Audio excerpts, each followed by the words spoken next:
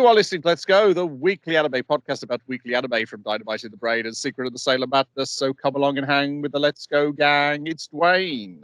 Hello. It's Niall. Hello from inside my wardrobe. And it's me, Brian, from outside Niall's wardrobe. We're all outside. And on this episode, we're covering the anime that airs the week of February the 1st to February the 7th. 2025, starting with Sakamoto Days, episode 4, Hard Boiled. Yes, I literally saw the second half of this last week and thought it was the second half of last week's episode. I don't know how I managed to get it at exactly the halfway point. Bad timing, I think. Fell asleep for exactly 1 week and woke up as it was playing. Yep, we are introduced to Boiled and what's the lady's name? They say Boiled so much I can't remember her name because they say it maybe once or twice if they say it at all. She's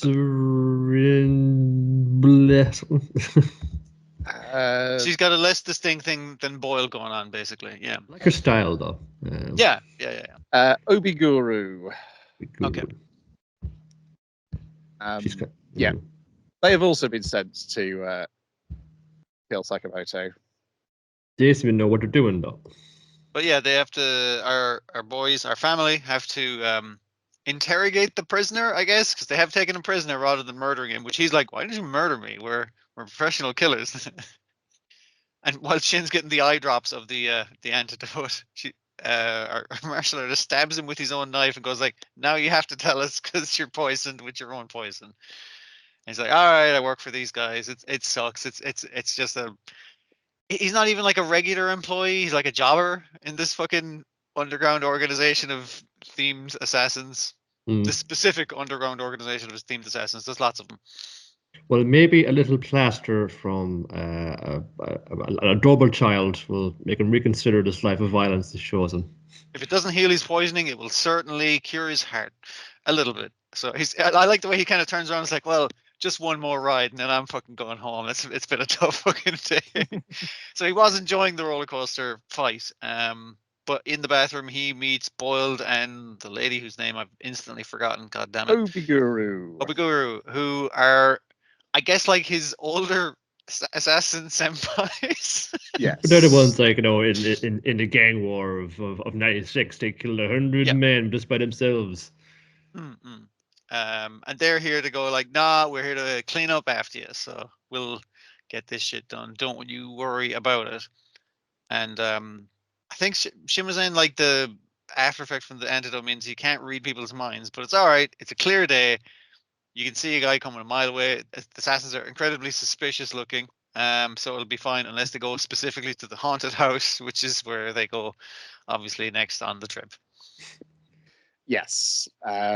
And turns out, not only are they here, they brought loads of junior assassins with them as well. I don't know if these zombies guys have guns. It's just like pop out. I don't know if these guys are like zombie themed. Is this guy a Jason Voorhees themed assassin, or is just like, well, it's easy to slap like a hockey mask on his head and give him a chainsaw. It's just like, yeah, it's easy enough. Boiled has personal issues with Sakamoto because he used to think that Sakamoto was hard-boiled, just like him. Yeah, we were two lone wolves in the same pack. We weren't necessarily friends, but we were so like socially distant from everyone. We basically hung out all the time, because we were distant from everyone else. We were pretty tight, It's pretty good.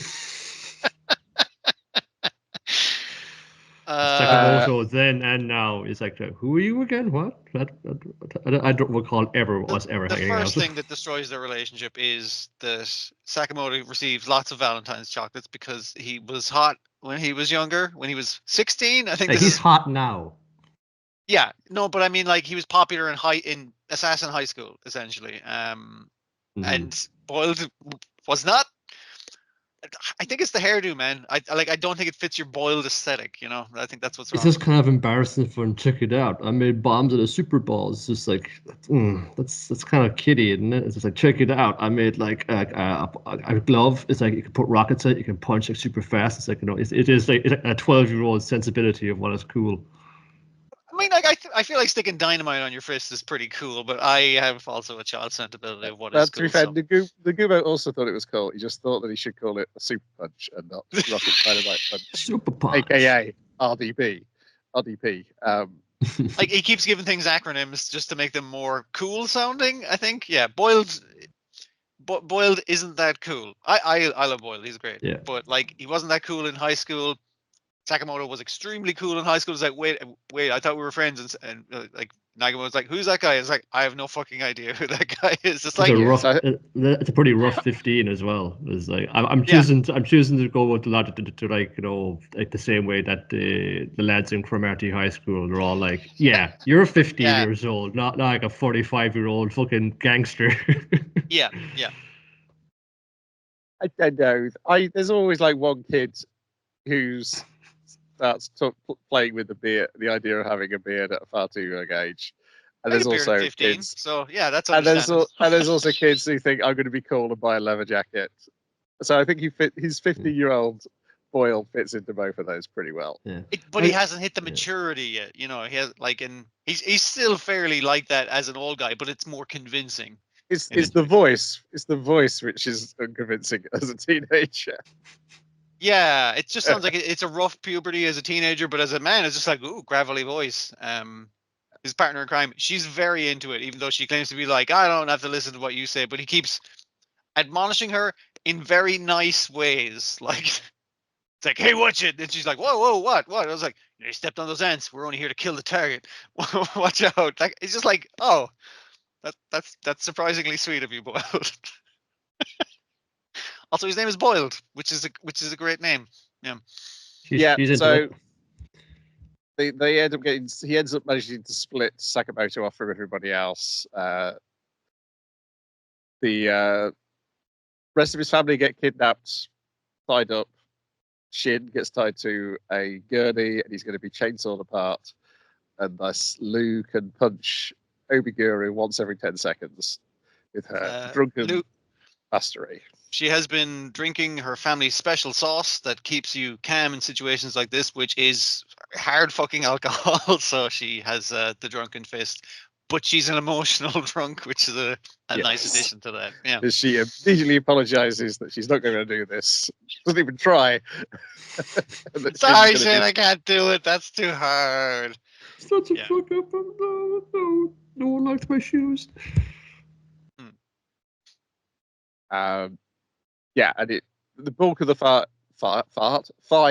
God, I'm so tired. Oof. The bulk of the fight in the second half is Boyle versus Sakamoto, which Boyle gets the upper hand until the end, when Sakamoto somehow manages to shed all his weight. Just really sucks it in. Like, now I'm in business. After he finally remembers who this guy is, and also the chemical composition of his explosives. And at which point he gets a vision. Boyle gets a vision of him being stabbed multiple times. The threat level of this Sakamoto is far higher than family Sakamoto. You need to read his mind to feel that one. Yeah. So that's where we leave it. We've got Obiguru versus Lou next week, and the rest of Sakamoto versus Boiled. You'll never get out of this one. No way. Again, I don't think it looks quite as good as the layouts of the fights in the comic, but I thought they did a good idea of using the environment in this one. Like it played really well for it. I think now there's the full cast here. It's a lot easier to take the shortcomings of the animation because the characters buoy it up. All the way through.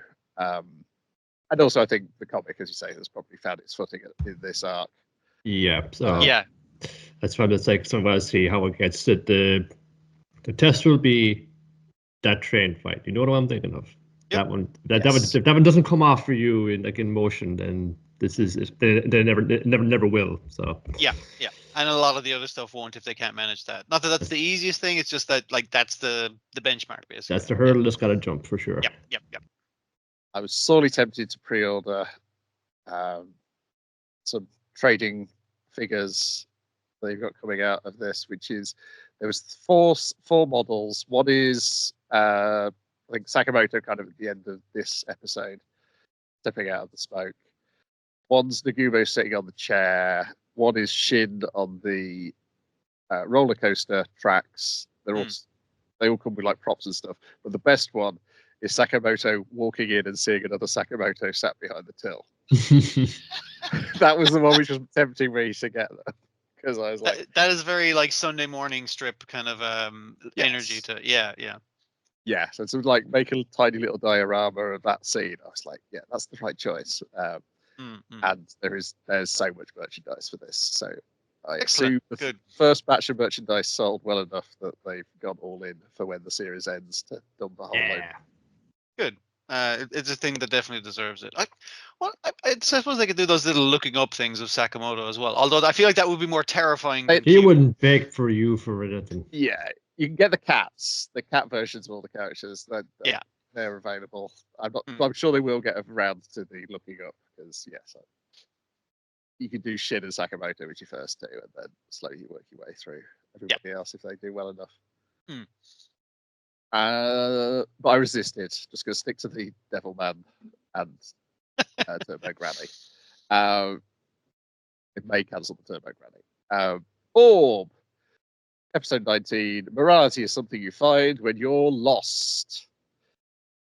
You get that translation, and I saw the other translation of "Wandering is how you find what's right," and I'm just like, which is the fucking title? Like, I wasn't sure. That's the one I copied off Netflix. Well, they both mean the same thing. So yeah, I know. It's just a different translation. Yeah, I must have got the wrong one.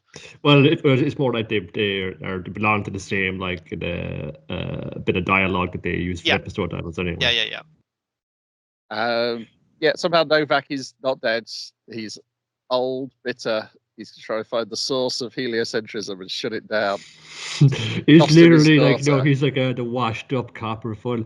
He said, "You kill my family. You killed my family." And now he's got one last lead. He's like, just one last chance to put this case to bed for good. They won't get away this time. Then sending the up and coming Inquisitor, who's currently like dunking a dude in the fucking lake, and it's like, dude. Calm down a bit. Then that's the bishop who we fucking hate. That guy. That guy's a prick. But he's like, see, I thought he's the bishop from like episode 1. Yeah. Well, to be fair, he's not as bad. He's the other one. It's like it's like Novak says, "Oh, you're like my that Damien was my little my little junior. He came up to be a bishop. Yeah. Good for him. I lost my family. Like, yes, we know Novak. We're very sorry about that." Yeah, I think the new guy's Damien, because he's the one who's being told off for just stop leaping straight to setting people on fire. I mean, what I am saying is like we hate one bishop more than him now, but it's kind of like the thing of him going like, "Whoa, let's fucking calm down a bit." Like he's trying to de-escalate the situation. It's like I need to crack this case. I know a guy who you can go to. Just mention it's about heliocentrism, and he sees this washed up old fucking guy of Novak, and he's just like, it's just an old drunk, who cares? But he mentions heliocentrism and interrupts Novak from his crying into his drink and stabbing a small wooden ball with a knife. I'm surprised he hasn't broken it the amount of times he seems to have stabbed that thing by now. But as soon as he hears it's about heliocentrism, it's like, oh, it's that case that ruined my life. He sobers up pretty quick, actually. It's just like, it's just Ash is just walking away going, man, well, no, don't go and say, okay, what do you got? Leads, here's what you do. You investigate anybody who's renting a printing press or buying large quantities of lead. It's like deduces the whole thing straight away. Their aim is not he doesn't know the Heretic Liberation Front is like, give me all the information you have on them, but they're going to use this new technology called the printing press. Also, see if anyone's bought a wine press recently. That like, it's just like, it's not even related to. It's like, have they bought a lot of lead? Have they went to a printmaker's? Have they bought a wine press? All these different technologies. It's like, that's how you catch the coins. It's just like you follow the paper trail. Which is great, that he's just immediately on. Your man's like, oh fuck, okay, yeah, this guy's really good at his job, and it's like, because she's introduced, he's trying to catch his own fucking daughter. Chip off the old block. She's understandably got pretty hardcore. Yes. But he still thinks that whoever this woman is who's in charge of them, she's also a victim of Yeah, it's like Whatever. a woman's The in source charge. of Like genius. who's in charge of them? It's like apparently it's a woman. It's like a woman. God, that's awful. It's like, do we know anything about her? It's like, well, she's missing a tooth. How careless. I mean, and it's just like, dude, that bishop, that fucking guy took her tooth out. She wasn't careless. Women have their tooth taken out by bishops every day in this world. It's an honor. Yeah. And yeah, then the rest of the episode is Draka and Yolenta Philosophical having, debate. yes, more philosophical debates. Because basically, like, yeah, Yolenta at several points is trying to like, I'm trying to get you to see that this means more to me than money, right? And also, we're not selling this book; we're printing this gratis, and we'll be giving this shit away. This is part of our fucking thing that we're doing, but we'll let you use the printing press to make money for other things. Like, that sounds like a fair deal, because she's kind of like initially like, it's like, hey, where's the book? I don't know who this girl is, but like, where's the book? And it's like, yeah, she burned the book, but she says she remembered it, so we brought it to you. And you're just kind of like, okay, come with me. That's my friend's book. My friend who is dead.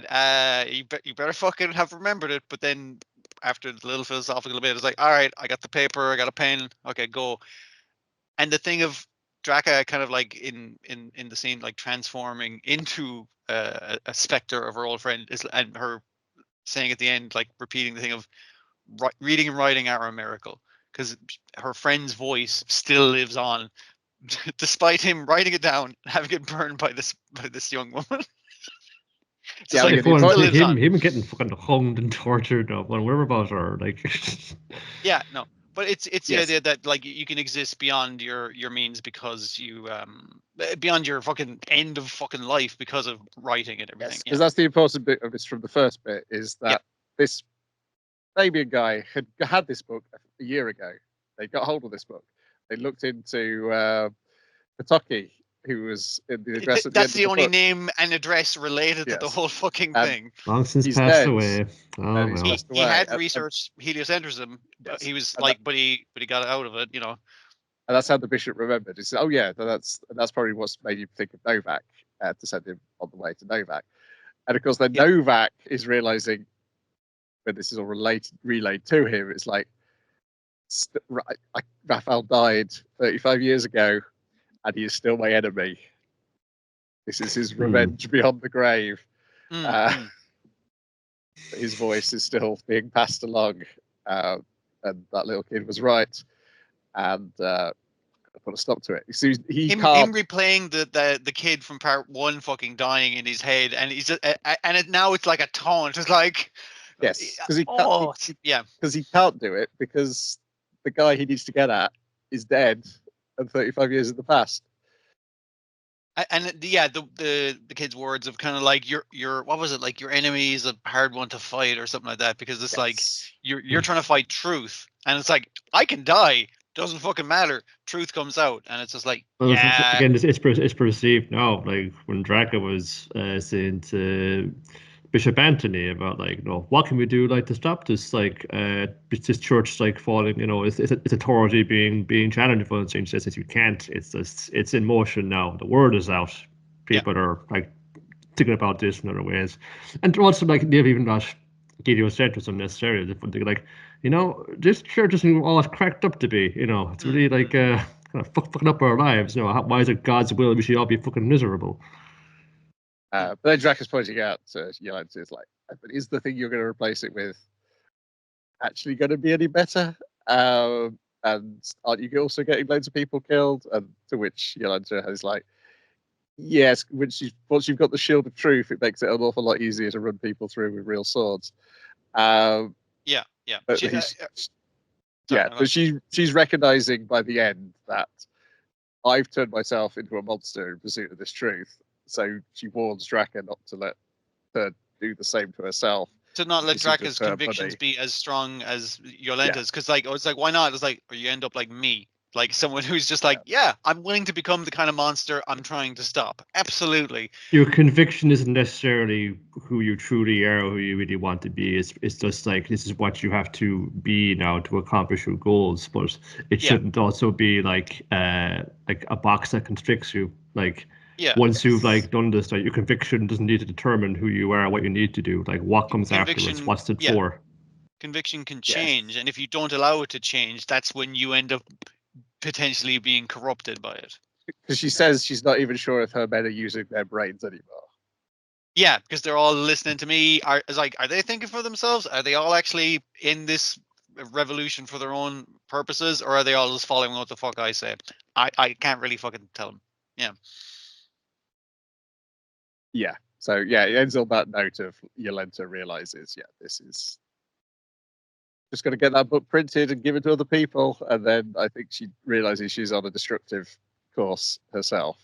Yeah, possibly by the hand of her own father, by the look at the fucking situation. Yes, I'm sure. There's got to be a tragic irony when this all. I don't think Novak's having a change of heart at the last minute. I think he's going to make some decisions he's going to regret, but that seems to be his fucking life up to this Well, it depends so, if he finds out before or after to get into a deadly sword fight. Yeah. Yeah, that's the other point. I also don't really think is Novak's any good with using swords at this point in the state he's in compared to Schmidt. I don't know, like and his boys. I mean, like it's the fact that Yolenta has a sword by her side means I feel like I know who's going to be crossing swords at some point. Well, it's also possible, as we've had this talk of you got to be up on the new technology, that he's going to whip a gun out. Oh, that's true. Actually, yeah. Pocket crossbow, like keep for special occasions. Yeah, and he has it's filled with like really, really good writing all over the place. But I did like his thing of like new technology is always used for evil first, is the way he puts it. And we know that gunpowder is one of the up and coming things, which is true. I think what the dominant media that would determine what everyone was going to use was which pornography was on. I think it was that first, wasn't it? Like yes, it was and pornographies were like famously like emblazoned on the side of gun barrels. So it won out in the end. Yeah. Yep, and that's pretty much it for this week. Will there be more philosophical debates next week? Stay tuned and find out. So just think yes. Yeah. No such debating here, except whether or not it's fine to kick people in the balls. Kinnikuman, Perfect Origin Arc, Season 2, Episode 15. Did this have a title? The Voice from the Fourth Dimension? Yes. Okay, yes. Oh, yes. Yeah, I'm remembering now the insane thing that happens at the end of this episode. It's so good. Oh, man. Whoa. These Akuma children, they got no honor for and said, we have honor. Well, let's do whatever it takes to win, including fucking dirty rake, do fun dirty stuff like, doing like an eyeball rake, even though somebody hasn't got any eyeballs there, but it seems to work. So because he's wearing like a big metal visor. It's like, how are you doing an eye poke and an eye rake? Like this visor should specifically protect Jack Chi from both of these things, and it's just like, because he's doing the right thing, you have to go, oh, I've reacted like the way, I need to react appropriately to the situation. It was a fourth dimensional Iraqi. We really got in there. Like, ah. And yeah, Irex kicks to the nuts. He's lost the audience's thing. They're all booing him, and it's like, why are you booing him? He's fighting the perfect Jojen. And they're just like, yeah, but he's doing it not cool. He does have a cold water tap, but it's only for taunting with. It's just like, oh, I could cool you down right now if you just step into the stream. Yeah, so he uses the cold water to knock aside the steam, and it's like, oh, a shadow from the sun. I'll just jump right in and heal right up, and he runs, makes the steam come back. He's like, psych, gotcha. And it's like, I feel like that's a dick move in the same way that kicking someone in the dick is also a dick move. But yeah. So we got a bunch of flashbacks to his time tagging with Pentagon, which leads to his final move that he's only going to use once, which is turning himself inside out and into Pentagon. he seems to open the super massive black hole, and that doesn't work because Jakchi uses water pressure to stop being sucked in the black hole, but it does pull something in from the fourth dimension, which presumably is Pentagon. So it's like Pentagon's like, oh, I'm inside you now. So if you just like turn inside my inside out, heart? No, literally, I'm actually inside you right now. I'm inside you. So when I turn said it inside ought out. to be close by, this is as close as you can possibly get. And I get it's the thing of like, they're both big, burly, like blank faced, one kiss like a hole for a face guys. So it's just like, oh yeah. So he turns inside out and becomes the same guy. It's like, no, but like inside out, upside down in the most freakish way possible that you can do without making it all gore and everything. Just weird, man. It looks real fucking weird. It looks great, but it looks weird. Yeah, it's truly one of the strangest things I've ever seen. Yeah. Ever seen a man eat his own head? I think twice now, actually. this is from Kinnikuman. Yep. Well, this demo Oyoku moves Pentagon, you're whizzing around, dropping gold feathers. Jakchi doesn't know where he's at. Yeah, I think my favorite very cheap move of Pentagon is reversing the Pentagon on his face when he's in Jakchi's killer move, and he's just like, now you're in your own killer move, and I'm doing it to you. It's like, it's really cheap. I like it. Yeah, good stuff. Meanwhile, Spring Man and Buffalo Man's matches ends up turning into a tag match. Now, to be fair, right, it turning into tag matches, like, that's cool.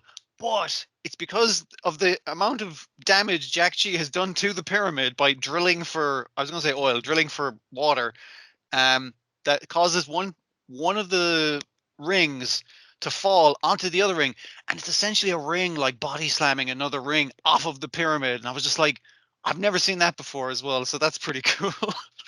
But now there's only one ring for all four wrestlers to fight. Oh, I guess now it's a tag match. Oh, come on, guys, you gotta do the spring bazooka. Everyone else wants us to do the spring bazooka. It's really cool. On top of ones who want to have a singles match, can show off our own stuff. No, you gotta do spring bazooka and all the other tag team moves. Oh god, like, I'm my own man. I'm a spring man, but I'm my own man as well. Come on, that's just his sidekick. He's his prop. It's like, yes, you are spring man. Oh, dude. Poor dude, just can't escape now. The label is just like, I'm always going to be his little sidekick.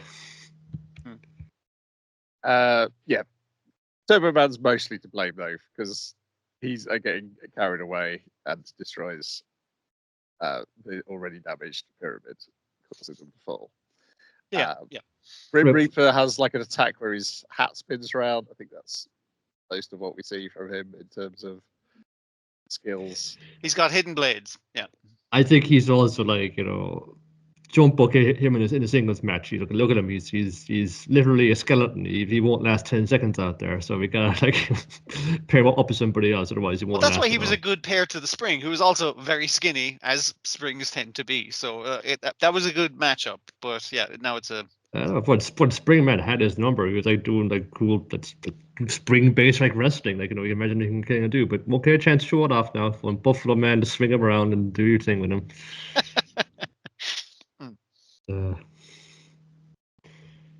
Next on the list is Zenshu, episode 5, Justice.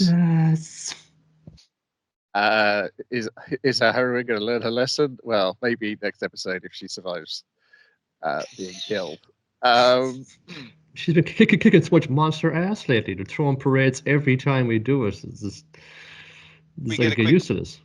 We had a quick run through ones. Back to that the last hit anime I think she worked on, which was like kind of like the tough girl Sailor Moon kind of thing. The ninja Sukaban. Yeah. Like that's something like a giant baseball player from like Starter Giant, something like that. There's like I think it's Dr. Ben. I think if I remember. Oh, she summons the Gurren. A fake Gurren Lagann. Yeah. There's a few good calls in there, but the majority of it is just her going like, I'll just fucking defeat everyone. Everyone fucking praise me. I'm fucking great. And her line from back in the days when she used to be just an animator is like, I'll do it myself. I'll do it all. It'll just work out better that way. All you heroes stand back. I'll fucking do it. And it's like, yeah, that's a bad idea. Don't fucking do that. We also get some more flashback from just before she died. Yes. Of her forcing Literally that afternoon, by the look of it. Yes. Yeah. Forcing animators to draw their first love. In excruciating detail. Excruciating. Yeah. The also, yeah, we learn the information that if the film they're working on isn't a hit, it's going to take the studio down, just like the film she's currently stuck in took down the studio that made that film, which is why later on, when the creator of that film appears in bird form and tells her these revisions aren't going to help the story, she turns around and looks, can't see who's telling her that. You got to appeal to all 4 quadrants. Ooh. And also, it seems like that the God, what's it called? The animator's tool that talks to her. Pegboard.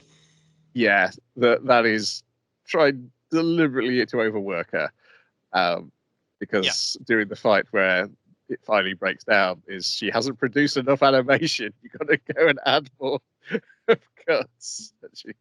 But the samurai do more cool moves. Like generally she summons one thing and then she's like, right, I'm burnt the fuck out because I did the equivalent of 3 days work in, like, I think the timer kind of goes 30 seconds and it's just like blah. But in this case the pegboard's like, yeah, a couple more seconds on that, come on, time is money. Yeah, because this is contrasted with her drawing stuff for children in the non-fighting part of the story. Yeah, the main part of the story is while the rest of the 9 warriors, the 9 hero guys have they're kind of useless to the parade that is her solving every crisis by summoning some wild bit of fucking animation. They can still help out with the newly made Serval orphanage, I think is what they're calling it. Yeah, it leaves time for Destiny to really get worked out and bulk up a bit. So that's like a hobby outside of like killing monsters. Or you can become a hopeless drunk. A sexy hopeless drunk. Yes. That's like, wow. Being a washout should sure make it a lot more sexy, Justice. Like for a dragon man, I mean. It's just like, yeah, I get that a lot. Say, buy you a drink. Nope. Yeah, the thing with Destiny just showing up, and again, she's not only like gotten jacked, but she also has all the fucking muscle poses kind of thing, and she's just incorporating them into her speach, which is very funny. She got from her dear old dad, maybe. Yeah, I mean, like clearly she goes to the same gym as her dad, but her thing of like is going like, hey, if you guys can help me out with the orphanage, and if we get our unicorn friend, the best one with the kids, the kid-friendly character, to go to the roughest part of town to recruit all the orphans there and let them know that we'll help them out here. And again, kind of her going, I don't remember there being a roughest part of town in the movie. What was it called? Like the Hopeless District or something like that? Something like that. Despair District. Despair District. Because if you live here, everything sucks. You've given up on life. You know, it's just like there's a lot of sex work going on. Like I mean, a lot. Looks like it anyway. Yeah, it's definitely more red in terms of red light district looking. But the orphans are all streetwise thieves and everything like that. But she can talk to them by drawing, drawing for kids and like kind of explaining it that way and making a game out of it. You know what's cool? Wrestling. And tiring herself out, like running back and forth between. It's like, all right, here's the spare district. I'll run you all the way to the orphanage. We'll run all the way back. We'll run all the way there. We'll run all the way back. And it's like, just so you can remember where the orphanage is. And she's just like, I am fucked from all that running. I live a very sedentary lifestyle. Yes, during this, she runs into Justice, the androgynous former member of the 9 Soldiers, who is a sexy dragon.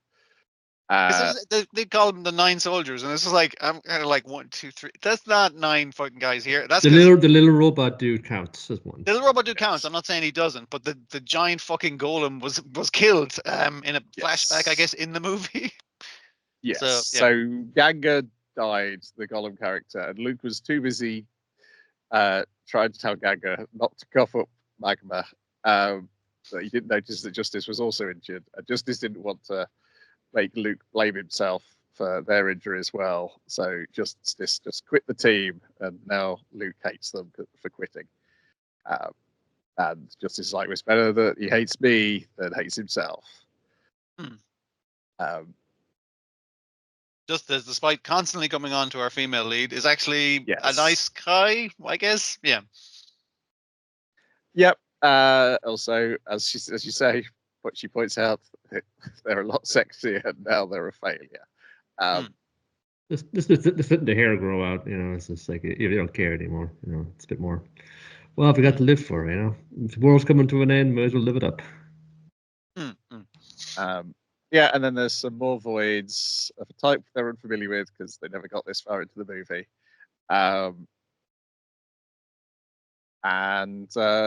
Yeah, she sends a samurai to do it, but she hasn't produced enough frames. And so samurai's just the cutting up monster. these alien eggs, but the eggs release, I guess, like metallic slime by the look of it. Like it seems to form like spikes that evil liquid.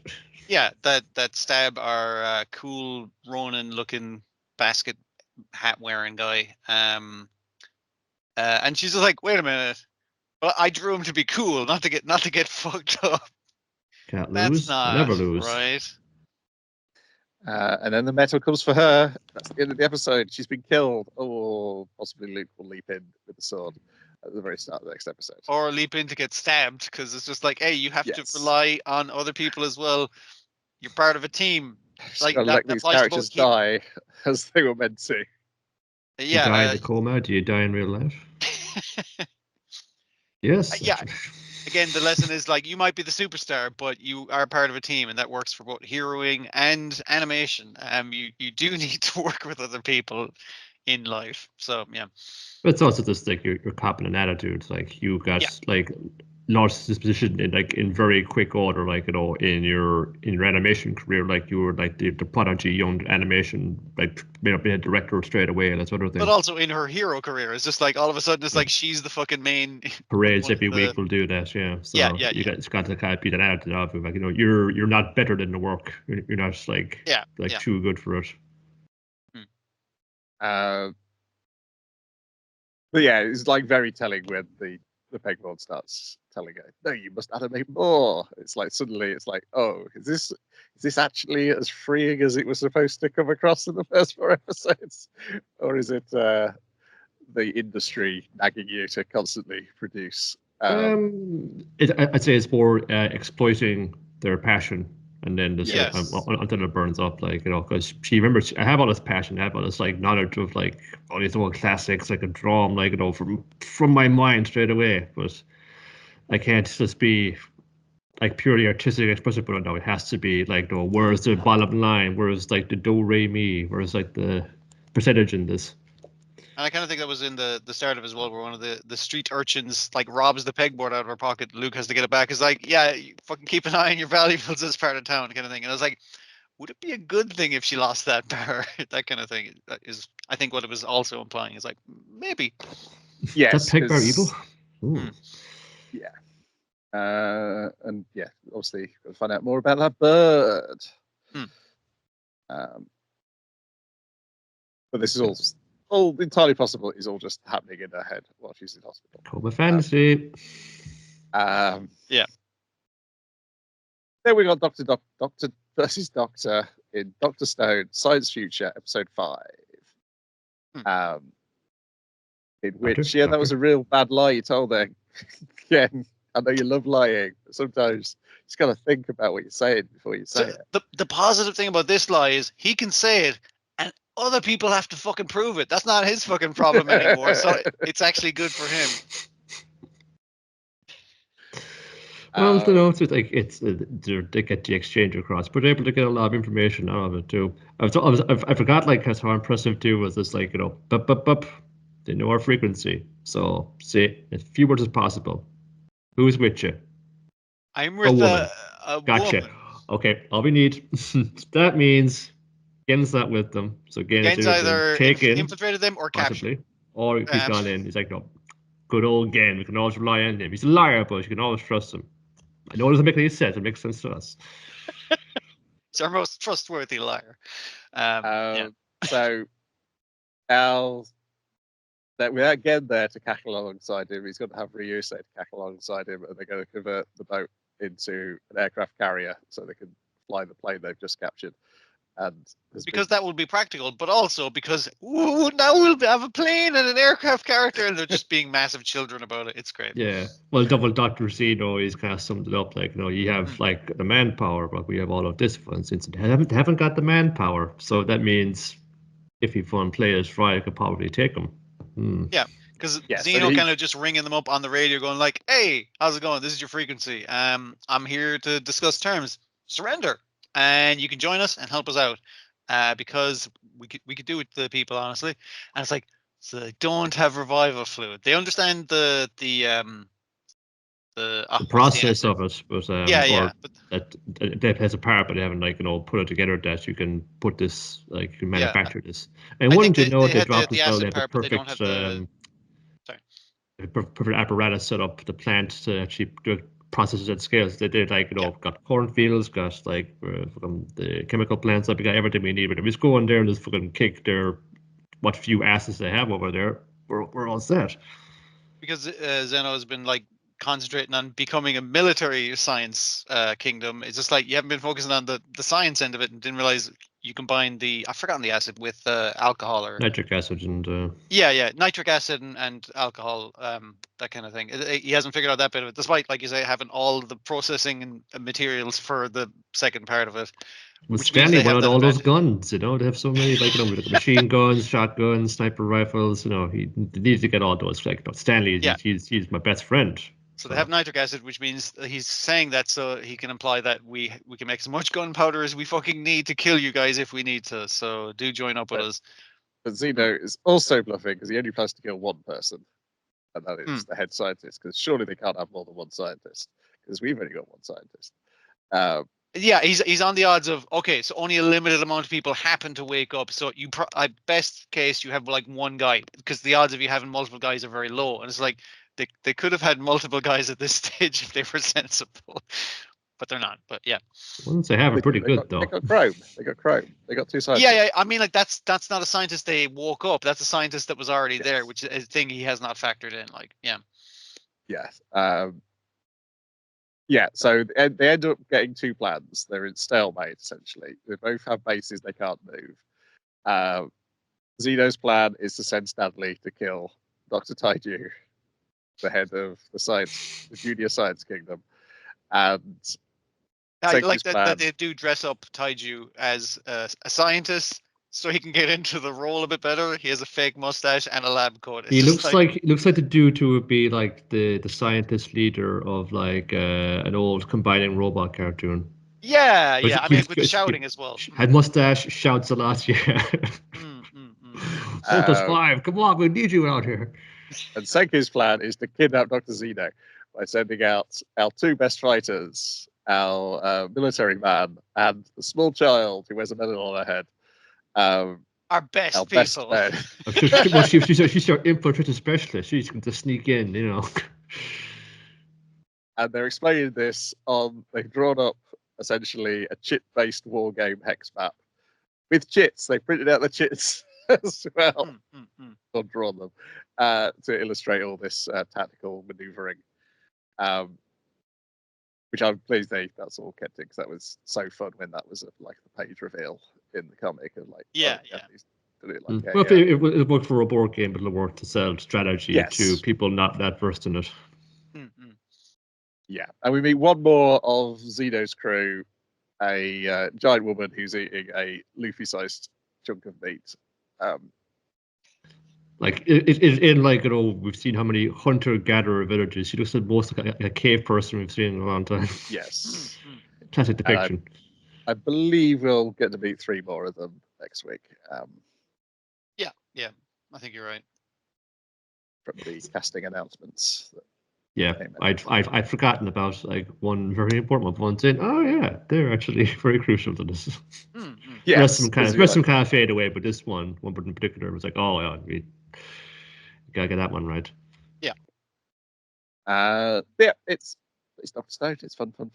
And then you get to compare it straight away to Trillion Game, episode 18, the IT Cup. What are we going to do? It's okay to lie.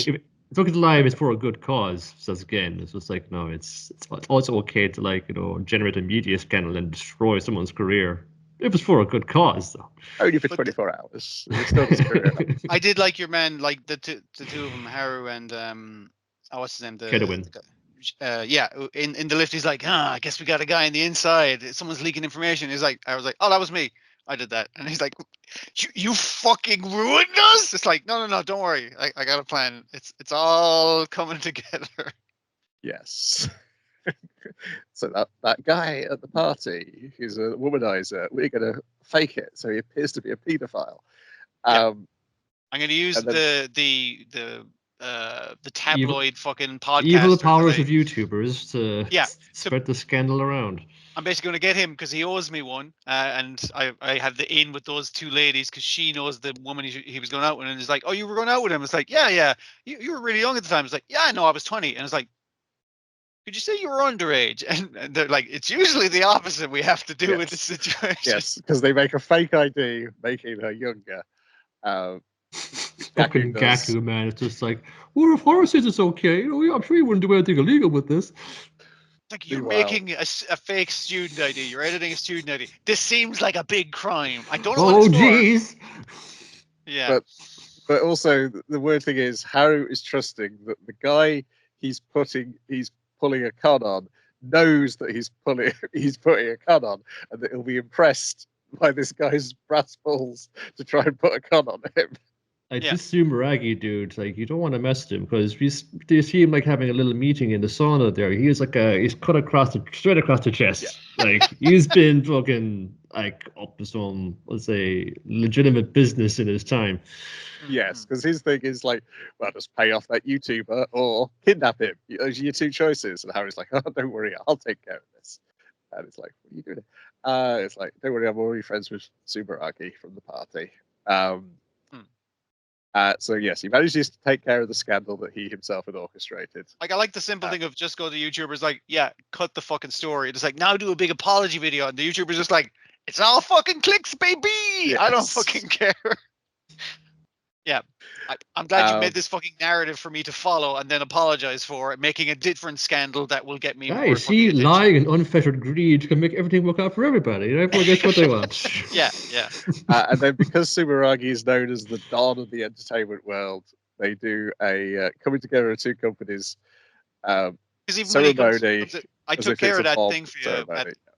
At his office where he's like, Harry's like, I took care of that thing for you. And he's like, oh, thanks for that. Is there anything I can do for you? Actually, there is one fucking thing you do for me. It's like, how long ago had you that plan? It's like, no, I just thought of it there. Actually, you could be doing us a favor if you kind of come in with us on our it's like IT to promote both our companies' talents. Yeah. So a joining ceremony where we both drink, the wine. It's like, here we go. Here, everyone, the press are there, and it's like. And your man's kind of like, this is mouthwash. This is a callback to that fucking party. He expects me to, and why are the bowls so big? Because he expects you to drink a whole fucking bowl of mouthwash in front of all these cameras and not spit it out. He's like, my goodness, Harry's already drunk his bowl. The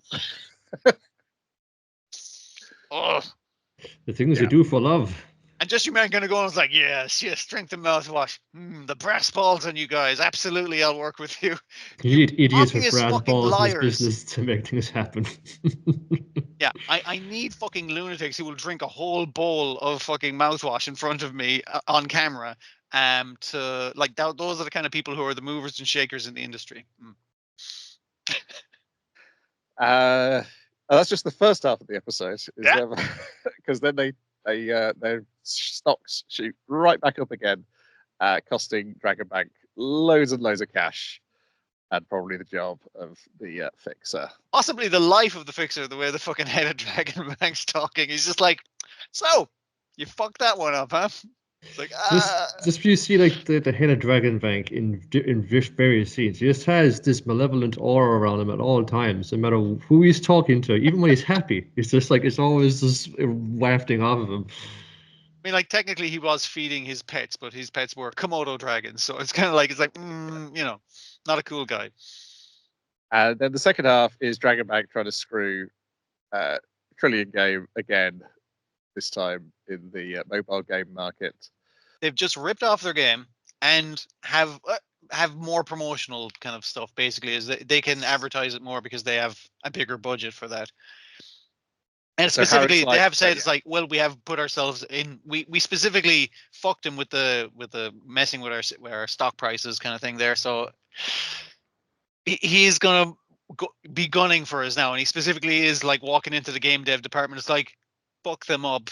Get a game out on exactly the same day their fucking shit's coming. We'll promote it more. It was the day before, actually. The day before. Day before. Sorry. Yeah. Just beat him to it. Snipe him. Yeah. But Haru has enough faith in Gaku's product because he's like, Gaku and the guys stepped up to me and produced this product. So now I'm gonna. They challenged me with this video game, yes. and therefore I'm going to trust them on it. It's just like, well, that was specifically a slight against you. It's like, I feel positive about that. It must have been worth it then. Yeah. Yes. So he just wants celebrities to give it a go. No, you don't have to give it a positive review. That's fine. Just tell people how you feel. And that's all it takes. And then we get the montage of all their celebrities who we've seen through previous episodes saying pop pop a lot. They love to pop. Keep on popping. But it's like he is like forcing it by going like just mention publicly how you feel about the game, but it's just like he's trusting the product because they're all like, yeah, this is a good game. I'm having a good time. Like that's all. Work into your comedy routine somehow, you know. That one was a little forced, but yeah. Did not realize how many episodes of this is storyboarded by Yoshiaki Kawajiri. Oh, it's like I think like him and for people involved must go back a long way. It's like, no, for you, I gotta come out. Yakuza mob ties, you say? Well, yeah, you know, I'm always down for some of that.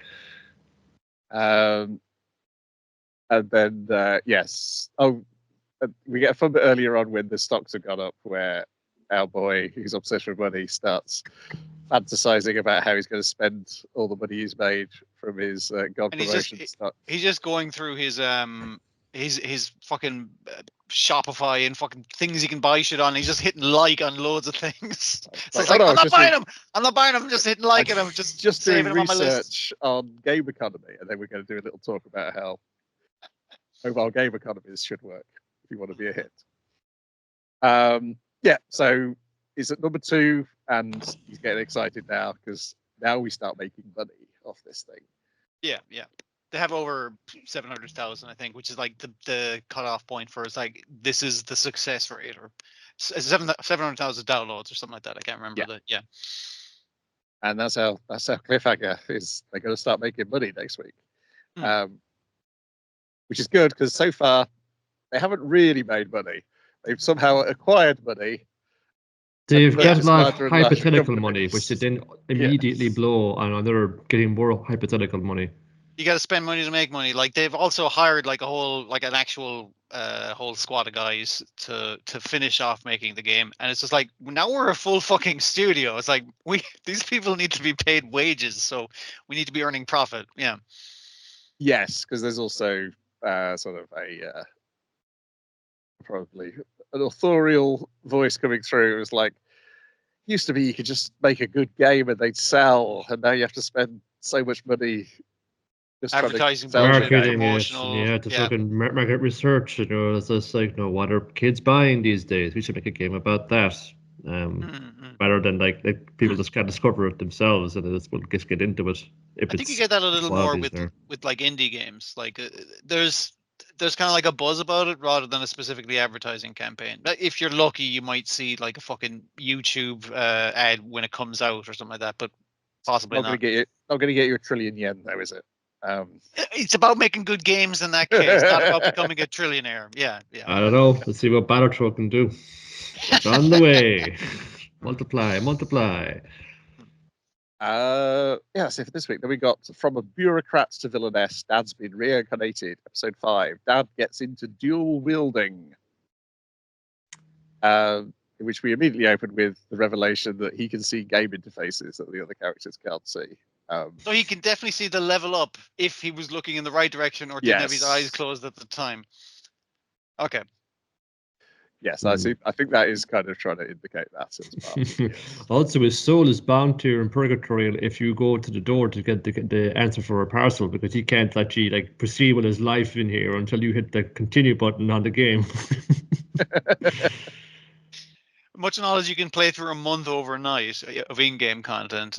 Yeah, he is stuck in the menu of saying like, Dragon, I need you to do the thing now. The head wizard just asked me to do the thing.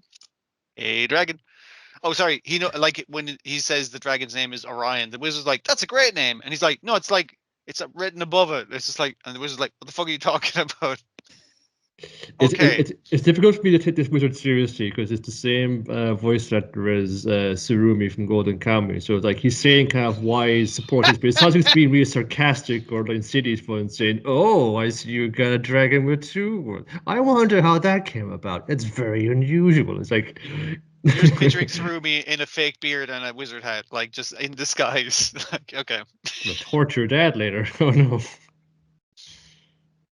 I do like how in this episode he just explains why he's behaving differently, as close as he can get to actually saying what's happening. Like, is there any reason why you think your familiar has like two elements? It's very unusual. I'm a expert wizard guy, so I've definitely seen an ancient dragon, but not one with two elements. And he's like, yeah, I feel like there's like before the school there was like an accident, I fell off my horse, and like there was another soul joined to mine kind of thing, because he's saying it as himself, but it's coming out of her mouth, which means it's getting kind of auto translated into game mode things. Then everyone goes, "Oh, I see. It's a metaphor because you came to school and you feel like I got to live up to my like family name, and it's just like I really buckled down and this like your soul has become who it's changed really meant to be." in that like you've matured. I see. Yes, you're maturing into an adult. Yeah. That makes sense because your personality has changed. You're like a lot nicer, and you're being more thoughtful and understanding. It's like yeah. You're no, really there's actually somebody else inside me for saying no. Yes, I'm two the people. better part of you just wants to come out. Grace, it's okay. I'm an old man accountant. That's like I need to explain this to you. It's like yes, I mean like that's an interesting metaphor for life. Actually, it's like no, it's not a fucking. But he doesn't get to explain it to the wizards of the school or anything. But we better be careful about this because the daughter mentions like, oh, it's like or someone says, or there's actually a route in the game where like Grace gets possessed by a demon, and like it's kind of leads to a bad ending. So I better watch out. Make sure we don't stray into too many potholes here. Oh, and the reason, sorry, that the dragon's named Orion is she was like, I can send a message to that because the game's like, enter in the familiar's name because you're going to play the familiar rather than the main character or the side character or whatever.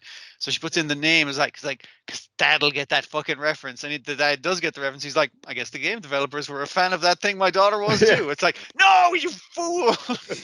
Because they also can read his thoughts as they come up on the screen, which is great. And of course, because she's such an otaku herself, she doesn't think to put her own name in as a clue. It has to be a reference to something. Yeah. No, I'm role playing. Come on, got to embody the character, even though there's a little sprite. I appreciate that the mom is just watching and not being helpful. And it's like you could just put in a message there, "Hey, Dad, it's me, your daughter. I'm the dragon now." It's like what a weird name for a dragon. But the mom isn't backseat gaming. She's just like, okay, I'll just let you do your thing. I'm just gonna see how this goes down. You're wrong, but I'll let you go. Yeah. In the meeting in the library, where got yet another lovely boy. You've social rank up. Yeah, this is the one who's one of the ones who's the same age as. He's a newcomer as well. It's him and the little brother Prince are the ones who are those the two of the younger ones? Yeah, they're in the same year, whereas the other guys are like they're in their second year or something like that. Yeah.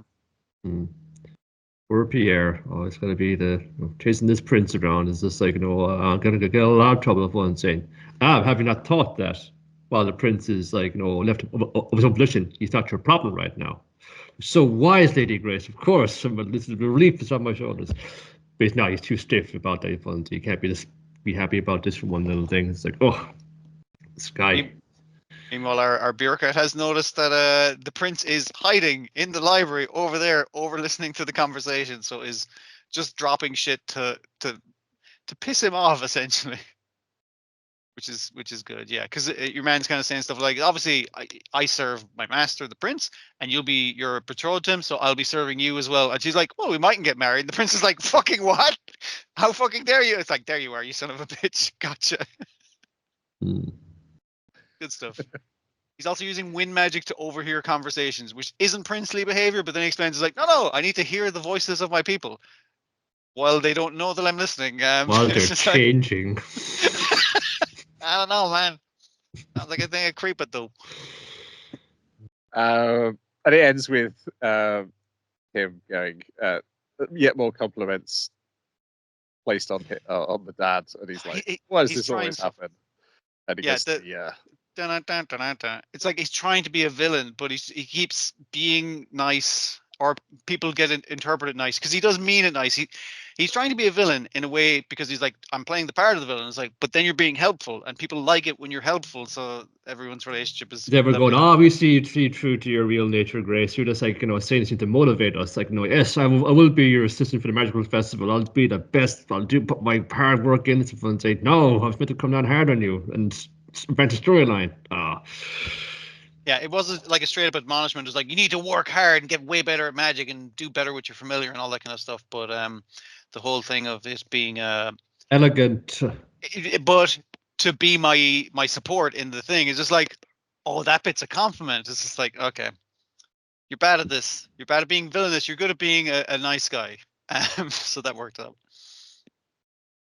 And then finally, we've got Dragon Ball Daima, episode 17, Gomah. And we've got 3 more episodes left after this, I believe. Which I presume was just people baiting into each other by the look of it. One big fight. That's fine. This was pretty sweet. So one big fight against one big dude. The first half is, we'll fight you for that last Dragon Ball. And I'll fight you for those 2 Dragon Balls. Whichever one wins gets all the Dragon Balls. But they're like, you got 1 and we got 2. It's like, I'll fucking blow it up. And they're like, fuck, god damn it. Okay, she's got us there. And of course, the lads arguing whose turn is it to fight. Fun bit where Shin confronts his sister, and she's like, "You haven't grown a bit." And he's like, "Oh no, we shrunk to a child." I was like, "You're not that much taller as an adult." he's definitely taller though. That's like he's still pretty short, but yeah.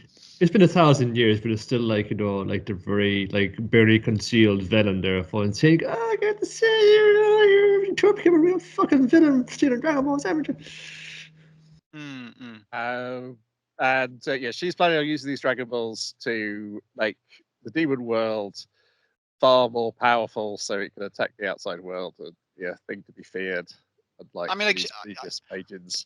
Her plan is evil, but I do kind of agree with her. It's like, hey, demon world should be scary, and I was like, yeah, it's not that scary actually. It seems pretty cool now that I've been hanging around watching this through the characters. Yeah, so Agent. Which one's the big one? Ku. Ku is the big one, is no, it? No. Ku's the smart one. Imagine Do is the dumb one. Do, that's what I thought, yeah. Do and Goku end up having a fight, and you think, well, this isn't as well animated as previous. That's because there's another fight to come in the second half, when Gomah emerges, now massive, with an eye in his forehead, and almost like, that eye looks familiar. It looks just like your belt. And he's like, hey, where's your belt? Most eyes look the same. Who can say? So it's like, I don't know. I could be anybody's belt. I see a lot of belts in my time. He's sweating and everything. He's such a useless character. He's maintained it throughout the whole fucking thing. He's great. Excellent fucking addition. Yeah. It's just like not work my job. Like avatar of that feeling. Like, it looks like you're belting her. Like, where's your belt? He's like, I don't fucking know. Belts come and go. What are you gonna like? He's failed miserably at everything. It's just very good. But the big lad has shown up, and again, the thing of him being ridiculously cheap, but then going like, hey, stop blowing up my fucking palace. This is where I fucking live. This is where all my stuff is. Don't be shooting lasers at it and shit. Like, but he is essentially invincible himself by the look of it. Yes, he makes a battlefield where they can have a fight. Battlefield, no items. Come on. Yeah. And then Goku is to fight, and then he says, "Everybody, I need some help here." And they're like, "Shit, Goku asked for help." That's a rarity. that means it's bad. That he generally is like, yeah, 1-on-1. It's like, oh no, actually, everyone dogpiled this guy. He's He's real that big cheap. though. So the lads are like, okay, we'll fly off. Even like Shin and Gloria are both like, well, we better go. And our two green boys are kind of like, is it Bulma pointed out? It's like, hey, aren't you guys good at fighting or something? Well, no fun. Like I get, but everyone is like, has like flown up there. The fun Yeah. and then the Tamagami is just like standing guys past with his shore. And Yes. then the Neville's going, come on, Just winking at him. Going, come on. It's like, oh, Well, come on. you want me to go up there as Yeah? well? Yeah. Yeah.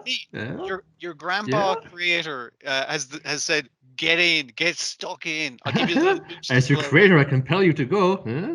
Like you can't. We go. Namix don't get involved in violence, but he's like, fucking go for it though. Fucking, I built you to fight. Fucking, I want to see what you do in this situation. It's just like, yeah, sure they are, Grandpa. All right. Yeah, those repeated winks were the highlight of the episode for me. Yes. Oh, absolutely. Like I was tempted to do the background, but then I'd be just hiding his wonderful winks behind me. But you know. Yeah, so basically it's pretty much everyone we've met so far in the series going up against Gomah. Including our two Majin sci-fi men boys, yeah, because it's kind of like once they go ahead, they're like, yeah, we get to fight. Also, during the fight, the bag of insects falls out of Goku's robe. Off his belt. Yeah, so that's going to come into play at some point because no one's used the fusion insects yet. And no one just eats stuff that's flying on the ground better than these two idiots. Yes. Also, I'm like, I think these two probably should be in charge of the Demon Realm. Because if we have one nice, strong but dim, and if we have one nice, really strong but not as strong but smart, he's a good boy at doing errands as well. So they're both good boys. We need a king a kind of king who run down to the shops for you. Like yes. Just for a pack of cigarettes or a pint of milk, you need a king like that on the throne. But yeah, Pansy's dad and his gang are also rushing up there as well. They have to carry Bulma because everyone else is flying off, leaving Pansy behind. I'm surprised she's not just fucking leave me here, lads, honestly. But she doesn't want to get stuck in as well. She's got to cheer on her man. And so the cheat essentially is, as well as making him bigger, is that the third eye seems to give him telekinesis. And he ends up holding Goku in place. And this forces him, by the end of the episode, to use Super Saiyan 3. I did like that Majin Du was like, had him with the stretchy arms and was about to do the laser mouth blast thing. And he's just like, all right, I'm just going to deflect this. And then everyone else fucking attacks. And he's like, deflect all of those. And it's like, oh, fuck, I forgot the guy holding me was going to shoot me with the laser mouth. But it's like, I'll just cheap him out with telekinesis. But yep, Goku he has one at this level of the continuity. He has one still cheap thing to do that he can easily pull out. Yeah. Yes. I just surprised, like, no, who's gonna leap in and like to put the best would it be pick it up? No, it's Majin Du and Tamagami #1, I guess. Oh, that's all we have left right now. So yeah. They're still good to go. Yeah. Wow, team here. Also, like, I just noticed too, like, it's just like gotten to the scale now for it. Oh, like the strap broke, and bye bye Neo-Ibo. No more room for stick fighting now. It's all fists and nuclear atomic blasts from here on out. No more sticks, no more bags of insects. I mean, like, but yeah, the fusion ones are kind of they're a Chekhov's fusion. Is just it has to be fucking used at some point. But again, like I've like it's just the Neo-Ibo has been just discarded right now, but like it was there. Like I'm putting to use for a good bulk of the series. So yeah, happy to see it back.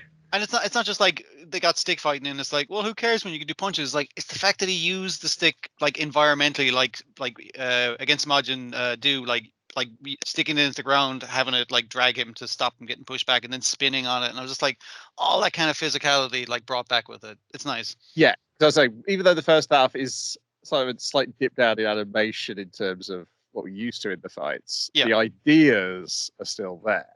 Mm-hmm. It's still great choreography for sure. Yeah.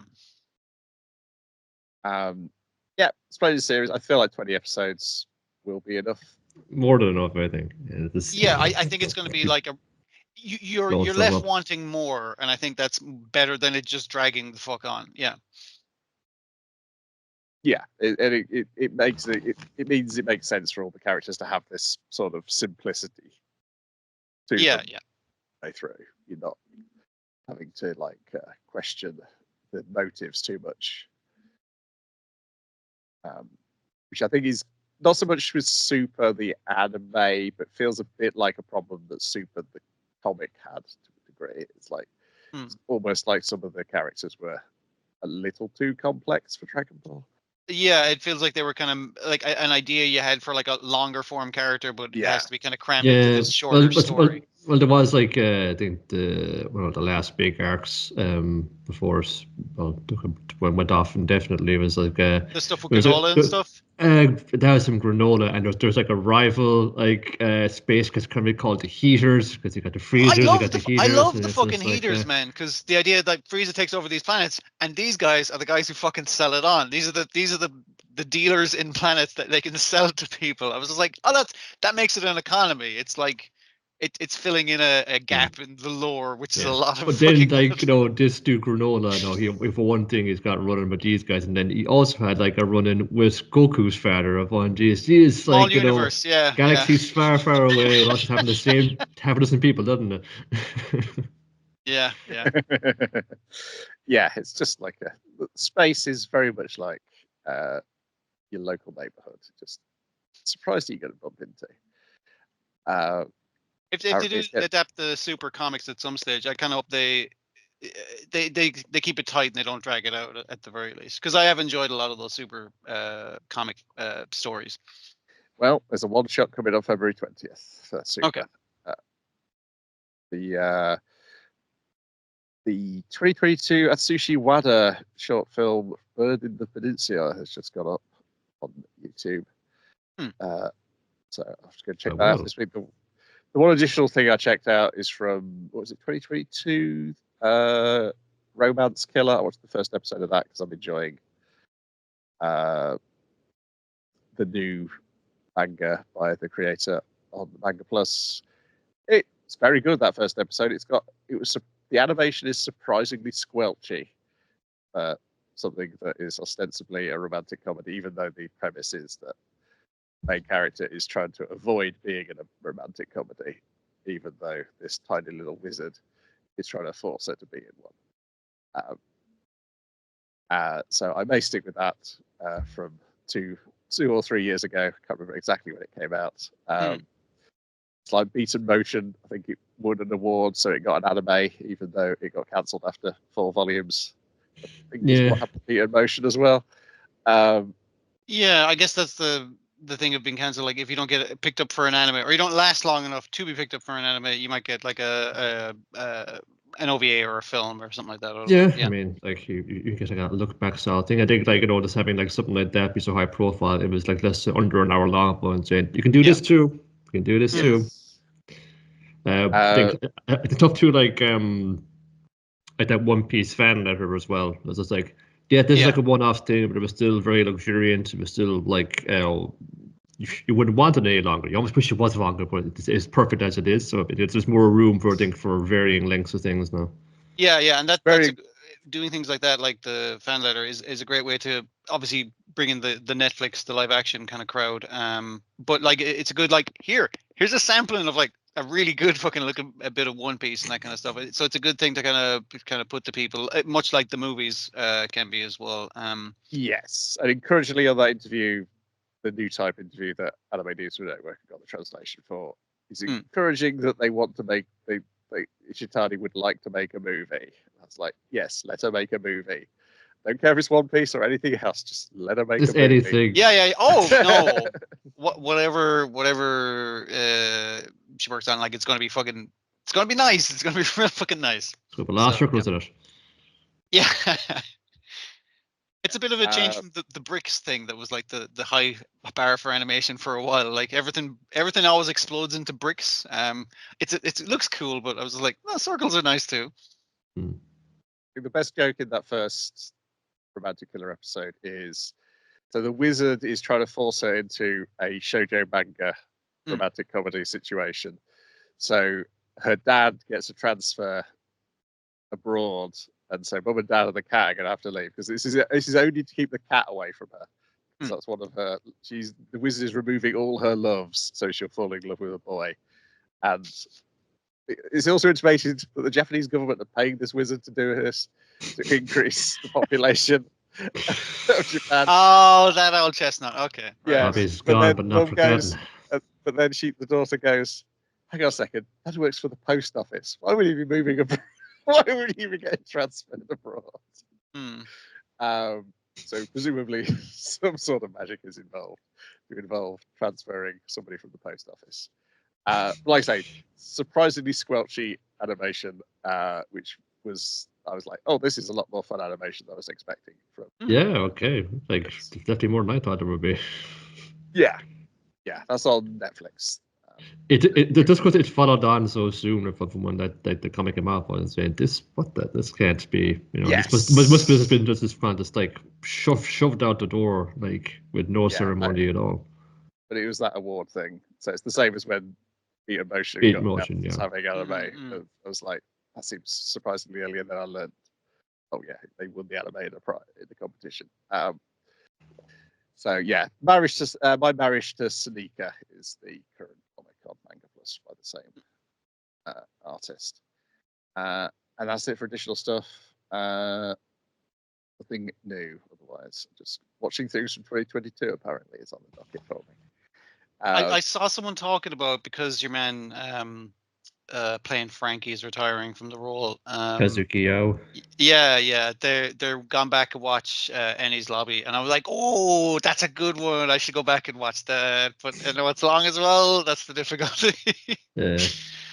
I've been watching Gunsword because it was in my Crunchyroll queue, and it's been 20 years since it came out. So good reason is any.